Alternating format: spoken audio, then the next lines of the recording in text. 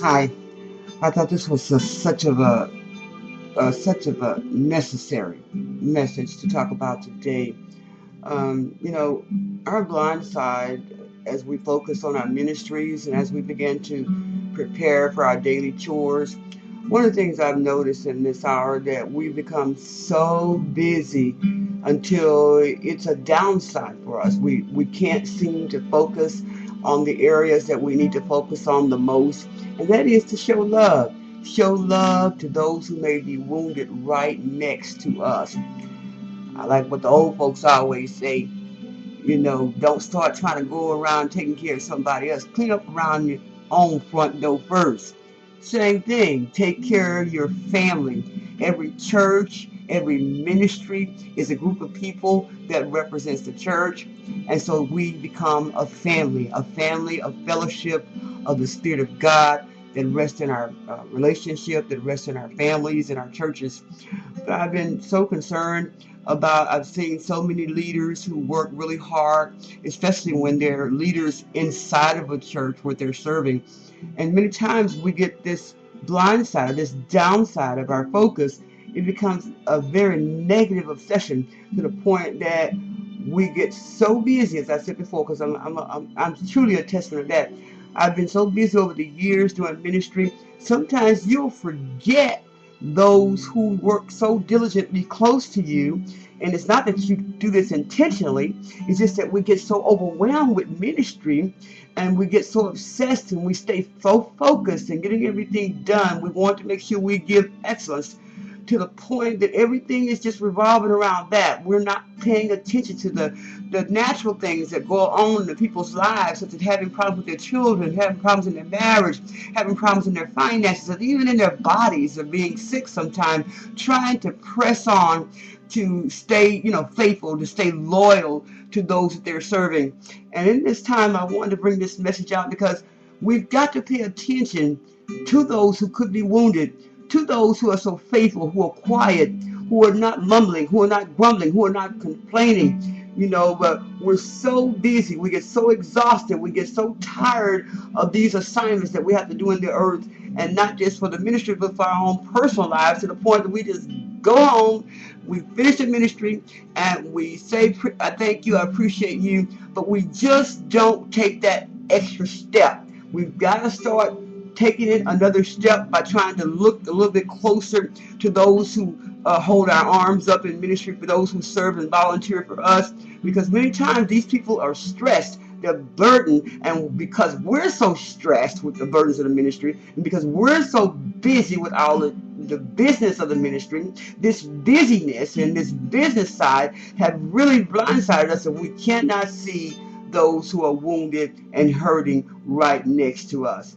Did you know that your real ministry begins with those that are next to you? Even Jesus, when he was out in the ministry doing along with the disciples, he took them to the side and he personally sowed into their lives. And many times as we get so busy, and very few ministries do this today, we need to have a time when we have leadership times where they can just have that time with just a pastor and the first lady, where they can sow into those sons and daughters, so that those seeds that they sow can come from that head down and build true kingdom leaders. And we're in the aisle right now. We've got to recognize that those who we minister to and those who minister for us will require that special, that one-on-one, sometimes even that special time that you can sow that hope into the lives of those who could be hurting right around you. And the Heavenly Father, Jesus, our Father, our Abba, we can rest assured that he's anointed us, he's empowered us to heal the brokenhearted, to look at those who may be bruised, and to breathe strength back into them by praying with them and talking with them and lay hands on them when they're down or they just might need a healing in their body.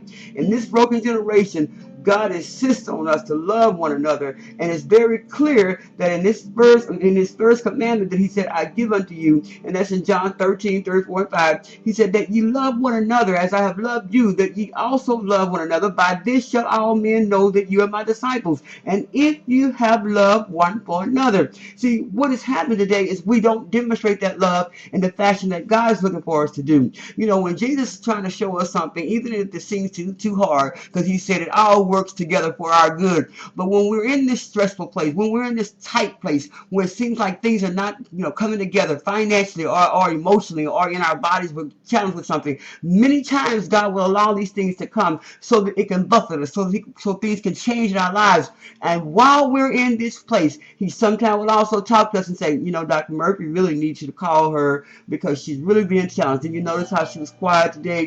Did you notice how she didn't have very much to say today? And this is what God is saying to us.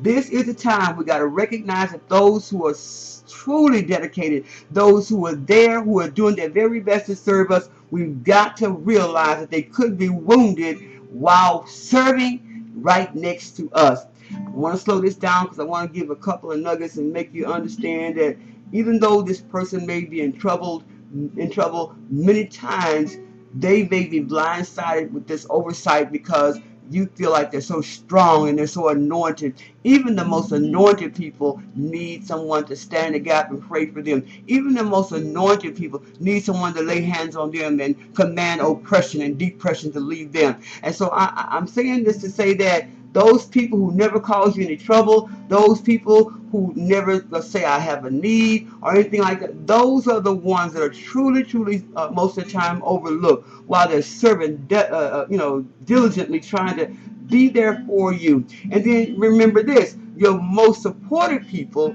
will seldom reveal this deep hurt. They won't tell you. They won't mention to you that what they're hurting at or what they're being challenged with, because they don't want to feel less than. And I've learned that many times when people are in leadership, whether they're maybe the armor bearer or someone that's serving in the ministry or a deacon or what have you, or someone that's up close and personal with the ministry, that's there serving, whether it's the secretary or whatever. These people will not say anything. They won't reveal their deepest hurts. Why? Because they don't want to cause any trouble. They don't want, many times they're fearing that they may have to sit down or they won't be able to serve. So they keep that in. And you got to know that we've got to go a step further to ask the question, is everything all right? Is there anything I can do for you? Is there any special thing, any special prayers? Is everything okay at home? These things need to be asked. We have to take this not only to let our churches and ministries be hospitals, but we also have to let them be social service linkages for those people who serve us, because they too are human. And even though we may be not of this world, but we have issues that challenge us in this world that we're in. And see, many times the people who we find ourselves giving everything to and spend a lot of time with are those people who respond the loudest, those people who are always so obnoxious, and I call them sapsuckers, those people who are always there and persistent that they need your help, those people who are there all the time that says, oh yeah, I just need you, you never come see me, you're breaking your neck and do everything with them to try to keep them at peace or at bay. Many times, as a rule, we're going to keep this real, it's those people who we know that are great big tithers, or those people who are always making sure they give money to the pastor or the first lady. But I'm telling you right now, God is watching this. We've got to get a grip on this, because what is happening is that those people that God has put to serve us, and they may be in crisis, and we overlook this week after week, God is watching that. We've got to recognize in this hour that people are hurting, and this is a real deal. Those people who are constantly draining us, always saying what they need and never bringing nothing to the table, but always saying that I didn't hear from you and I always got something to grumble and complain about, those are the ones, that particular staff member, that particular lay person, are the ones that we're going to have to watch, even in the leadership. But those nearest to us should be the first to receive the fruit of our love and our blessings and our attention. See, who needs a special season of restoration and relaxation? Who needs a listening ear? Who is being ignored by others? Who is in a true financial crisis? Those are the ones that we got to pay attention to. Those are the ones God is saying, look, they're right next to you. They're wounded, and you're overlooking them. The Bible tells us in Proverbs 3:27, withhold not good from them to whom it is due, when it is in your power, that means when it's in the power of thine hand to do it. Take your time, pray, ask God to give you the eye of the seer so that you can know those who are laboring among you when they're hurting, when they're going through. You know, the Bible also tells us in 2 Corinthians 1, 3 through 4, it says, "Praise be to the God and Father of our Lord Jesus Christ, the Father of compassion and the God of all comfort, who comforts us in all our troubles, so that we can comfort those in any trouble with the comfort we ourselves have received from God." And so that's what I want to leave you with today. As I said earlier, those that are giving the greatest shouts, those that are crying out the loudest, those who always have a need, but we overlook those who are nearest to us, those are the ones God is saying, you have to take a moment to take a look. Because why? They could be wounded right next to you. God bless you.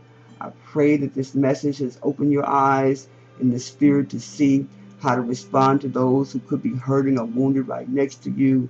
And remember, it is this one secret that we can always keep and be reminded, that the Lord always try to remind us as we begin to serve those in our ministry and those that are abroad and even in our own homes, kids that may be hurting. And many times we can't serve or give something that we don't have to give away. This is the reason why maybe you might even need some help. Maybe you may be feeling wounded and someone needs to pray for you. Just because you may be the leader doesn't mean that you're not wounded. Doesn't mean that you may need some counsel or prayer. But I want you to know that the Bible tells us in Psalms 34 and 18 that the Lord is close to the brokenhearted and save those who are crushed in spirit. And you can too get the help that you need. God bless you. I pray that you remember to take a closer look. Because guess why? They may be wounded. They may be weary. They may be going through a challenge. And they're serving you wounded right next to you. God bless you. It's up to you.